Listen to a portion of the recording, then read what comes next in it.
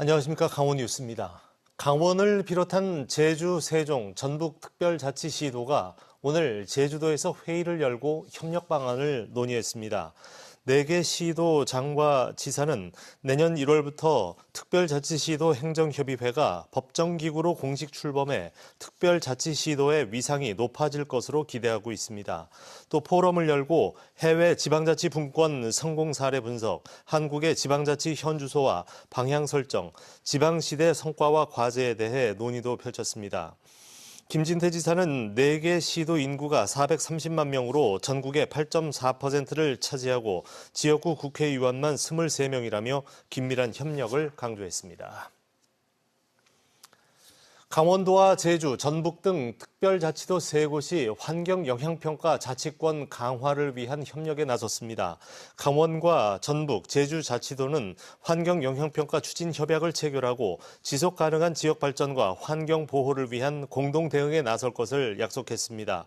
이번 협약에 따라 3개 자치도는 환경영향평가 협의 사례 공유와 협의 추진, 전문 검토기관과 자문단 구성 및 운영, 정책과 제도 개선을 함께 도모합니다. 대북전단 살포에 대비하기 위해 고성군 현내면 사회단체들이 비상대책회의를 열었습니다.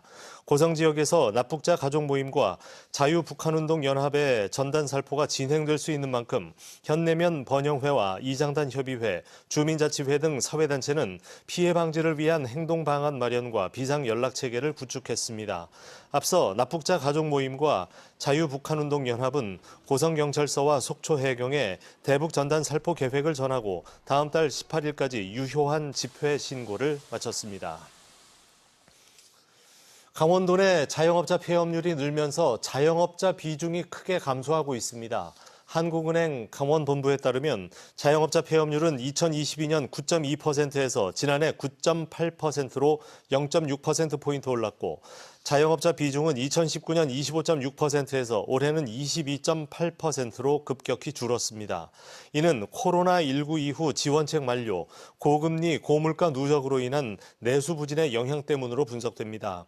특히 강원 지역은 자영업자 비중이 상대적으로 높아 내수 부진의 영향에 취약한 것으로 나타났습니다. 2019년 동해안 산불 피해 소상공인들에 대한 긴급 경영 안정자금 원금 상환 기간 유예가 최종 확정됐습니다. 강정호 도의원에 따르면 2019년 동해안 산불 피해 소상공인 긴급 경영 안정자금 원금 상환 기한이 도래하면서 강원도가 중소벤처기업부에 연장 필요성을 건의해 기존 5년에서 10년으로 유예하는 방안이 최종 확정됐습니다.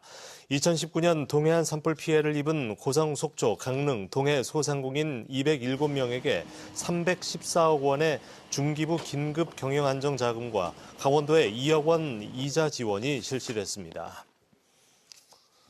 노조 설립 이후 이루어진 선원 해고, 정직이 부당하다는 법원 판결이 이어지고 있습니다.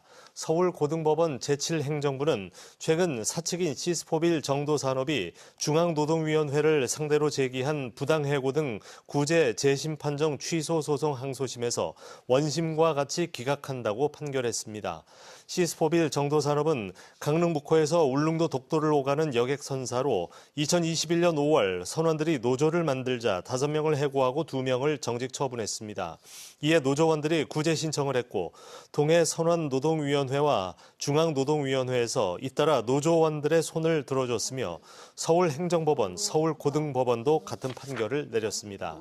사측은 판결에 불복해 대법원에 상고한 상태입니다. 김용래 강원도 의원이 발의한 강원도 소방기관 급식 환경 조성 및 지원 조례안이 상임위를 통과했습니다. 조례안은 강원도 내 소방기관의 안정적인 급식 환경 조성과 운영 확대, 양질의 급식 제공에 필요한 사항들을 규정하며 구내 식당 인력 지원이 어려운 경우에는 부식비, 위탁급식 지원 등이 가능하도록 근거를 마련했습니다. 김 의원은 앞서 강원소방 공무원들의 한 끼 식사비가 4,000원대에 불과하고 도내 소방관서 42곳에 급식 운영 예산이 지원되지 않아 어려움을 겪어왔다고 밝힌 바 있습니다. 강릉시청 공직자들이 이웃의 따뜻한 겨울나기를 위한 연탄 나눔 봉사활동을 펼쳤습니다. 강릉시와 강릉시 자원봉사센터는 오늘 주문진읍 일대에서 공직자 240여 명이 참여한 가운데 연탄 사용 가구 15곳에 200장씩 모두 3,000장의 연탄을 전달했습니다. 또 강릉시청 소속 공무원 560명이 참여한 1,200여만 원의 기부금으로 연탄 14,000여 장을 구입해 강릉시 자원봉사센터에 기탁했습니다. 동해시가 관광 캐릭터인 해별이와 친구들 홍보 강화를 위해 전천 일원에 캐릭터 소공원을 조성합니다. 이에 따라 5억 원을 들여 전천 나룻카페 수변 공간에 관광 캐릭터를 설치하고 계단을 밟으면 무지개 조명과 음향이 나오는 피아노 계단을 조성합니다. 5종의 캐릭터를 중심으로 포토존을 조성하고 중심 캐릭터 무별이는 높이 6m, 폭 3.3m 규모로 해별이와 푸파, 망상이와 추아미는 소형 캐릭터로 만들 계획입니다. 태백시 시설관리공단이 노인 일자리 사업 창출과 발전에 기여해 한국노인인력개발원으로부터 우수기관으로 선정됐습니다.